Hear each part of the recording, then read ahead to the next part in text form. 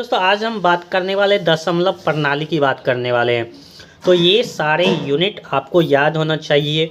जैसे कि 10 मिलीमीटर बराबर 1 सेंटीमीटर होता है, यानी कि 1 सेंटीमीटर जो होता है वो 10 मिलीमीटर के बराबर होता है, और 10 सेंटीमीटर जो होता है 1 डेसीमीटर के बराबर होता है, और 10 डेसीमीटर जो होता है 1 मीटर के बराबर होता है, और 10 मीटर जो होता है 1 डेकामीटर के बराबर होता है, और 10 डेकामीटर 1 हेक्टोमीटर के बराबर होता है, और 10 हेक्टोमीटर 1 किलोमीटर के बराबर होता है। तो हमको याद पहले किए हुए थे बचपन में, जैसे milli centi decimetre deca hecto kilometre.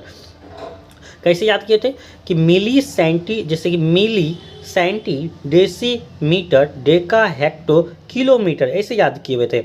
अब देखिए क्षेत्रफल जैसे में कि 100 वर्ग मीटर जो होता है वो 1 एयर के बराबर होता है, और 100 एयर जो होता है 1 हेक्टोमीटर के बराबर होता है, और 100 हेक्टोमीटर जो होता है 1 वर्ग किलोमीटर के बराबर होता है।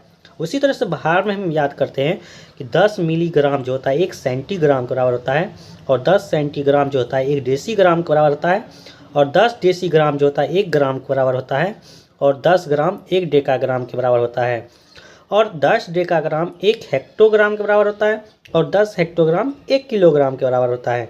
समय में भी याद किए कि लीप वर्ष 366 दिन का होता है, और एक वर्ष उसमें माइनस कर दे तो वो सामान्य वर्ष होता है, यानी जनरल ईयर होता है, नॉर्मल ईयर होता है।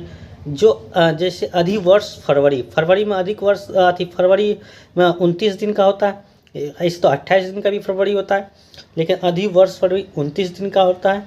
ये सब चीज़ आपको याद होने चाहिए।